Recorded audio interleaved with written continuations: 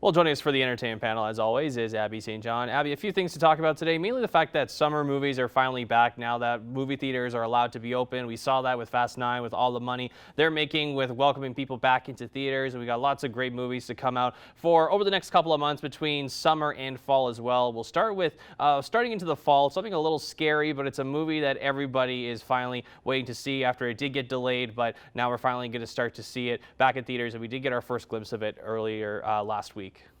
Yes, that is the next Halloween movie, Halloween Kills. It's coming out in October, fitting as the title. But yeah, it looks just as scary as the other ones, just as gory, just as bloody, even more so, I think, with this one.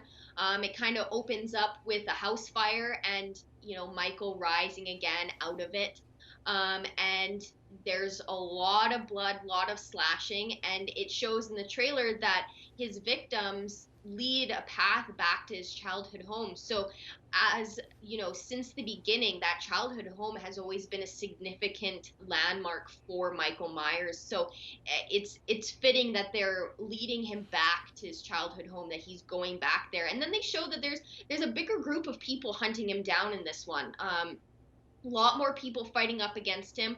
So I think this is going to be one of the more gorier, more bloodier Halloween movies that we've seen to date, and I love it. I think it's perfect having it just more and more increase in that, goriness and bloodiness. It's mentioned in the trailer that the more kills he does, the bigger and stronger he gets. So I think that's a huge thing with this film series, and this movie looks just as good as the other ones, if not better, and I'm very excited to see it. And of course, it does pick off right where the first one left off there. It'll be interesting to see how that one goes. And like you said, a little bit too gory, maybe a little bit for my liking there. But another movie, Abby, to talk about that's coming out very soon here in the couple months here in the summer is James Gunn's Suicide Squad. We already saw what he can do with Guardians and other types of movies as well. He's finally bringing his twist, and he has full creative control with this one. And it just looks like something like James Gunn is back, and he's the real deal when it comes to his own projects here. Yes, this is definitely his film. You can see it in the trailer. You can see it in the scenes that we've seen throughout and the pictures. It already looks better than the original. I personally think that it's going to be better than the original. The group of the members of the Suicide Squad, they just look like more of misfits. They look better than the first one. They seem to gel together a lot nicer, and it's a bigger group of them. It's not just a few. It's a bigger group of criminals that are coming together, and it just looks visually better than the first one or the original one. And what I'm most excited to see with it is Harley Quinn's fight scene, because James Gunn has said in an interview how much he loves Margot Robbie and how much of a phenomenal actor and worker she is. She does a lot of her own stunts. The majority of her stunts she does herself. So he wrote an entire fight scene and choreographed an entire fight scene surrounded by Harley Quinn and that character. And I think that's perfect because Harley is such a fire rocket. She's such a spitfire. So she needs kind of that center stage, if you will, in her own way, which I think is what James Gunn was really going for because of who the character is and just who Margot Robbie is as an actress herself.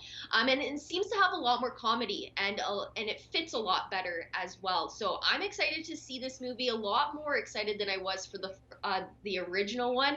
I think it's just more put together, more structured. The fight scenes are bigger and better and a lot more louder. So I think this one is going to be a huge success, and it comes out August 8th. So very, very soon. Very, very excited. And one thing James Gunn did say is he would direct a Harley Quinn solo movie. Maybe that's in the works down the road, but we'll see what happens. And one last thing, Abby, just before we wrap things up here really quickly, ShangChi is another big one expected for the fall here. We know they're getting their first Asian superhero over at Marvel, and we've got another better look at the movie itself, and it just looks really well done. There's those realistic fight scenes as with martial arts is. So what do you make of what we could see from this next Marvel film to be released in theaters?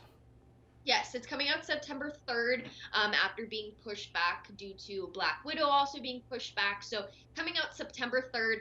Visually, it's stunning. the looks and the shots just are absolutely beautiful just in the trailer alone. So I'm very hopeful for the rest of the movie being just as visually stunning.